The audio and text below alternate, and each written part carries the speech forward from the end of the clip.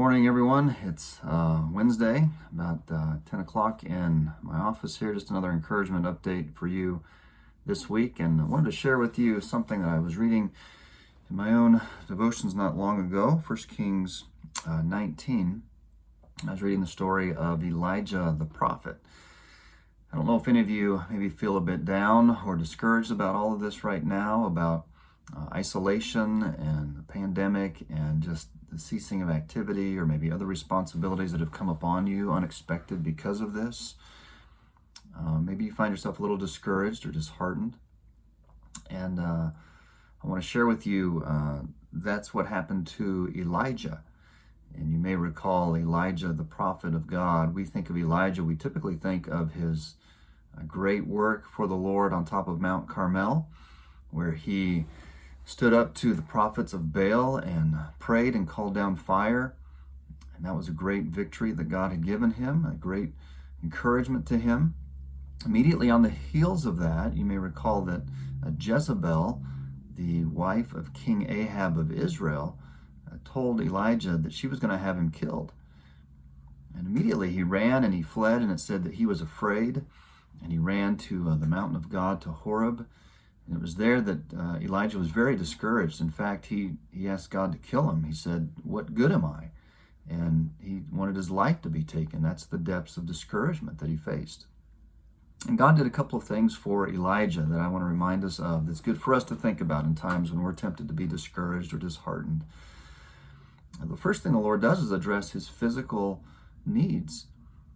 The man was exhausted. He made this long journey on foot, the text says, and he lay down and he slept. And the Bible says that the Lord let him sleep.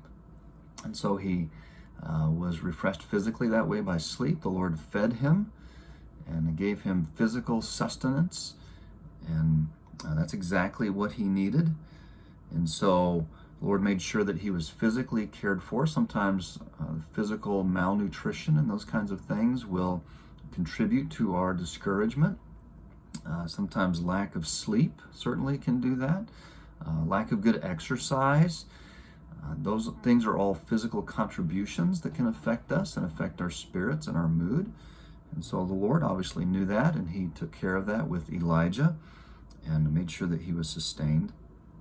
And then Elijah was wrestling with loneliness. He said, "I alone am standing with you in the midst of all this wickedness." And God reminded him that he was not alone. There were others that were like him. So Elijah's kind of having a little bit of a pity party here. And God adjusts his thinking and says, "No, I want you to think with me. There are others." And the interesting thing is what the Lord does with him ultimately is God keeps Elijah from being so self-focused and involved in self-pity, and God puts him to work. He was a prophet and he had things to do, and one thing that the prophets did were to anoint kings. And when you read in 1 Kings 19 and verse 15, God says to Elijah, "Go, return on your way to the wilderness of Damascus. When you arrive, anoint Hazael to be king over Assyria, and Jehu, the son of Nimshi, you shall anoint to be king over Israel."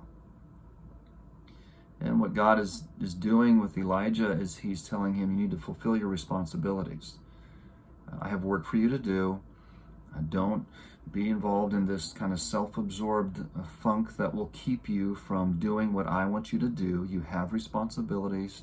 Take charge of them, fulfill them. I have work for you to do. And it's oftentimes when we become discouraged that we want to forsake our responsibilities, and we think no one has it as bad as us, and it kind of gets our thinking in a downward spiral. And God wants us to embrace our responsibilities and fulfill those in trust and reliance upon him, and know that he has work for us to do. And then the Lord does this. In verse 16 of 1 Kings 19, he says, "And Elisha, the son of Shaphat of Abel Meholah, you shall anoint to be prophet in your place." And really what God did is he gave Elijah a companion. This man Elisha would follow him and would minister to him. And so God gave Elijah someone to lean on and a friend to seek out and help. And so if you find yourself in discouragement or In despair, it is good for you to reach out and lean upon somebody and find someone who would point you in the right direction and not just add to your despair and giving you unwise counsel, but someone that would give you good counsel, and go to them. And God has those people in your life for sure. So these are things that have been true of God's people, obviously, all the way back to the days of Elijah and before then.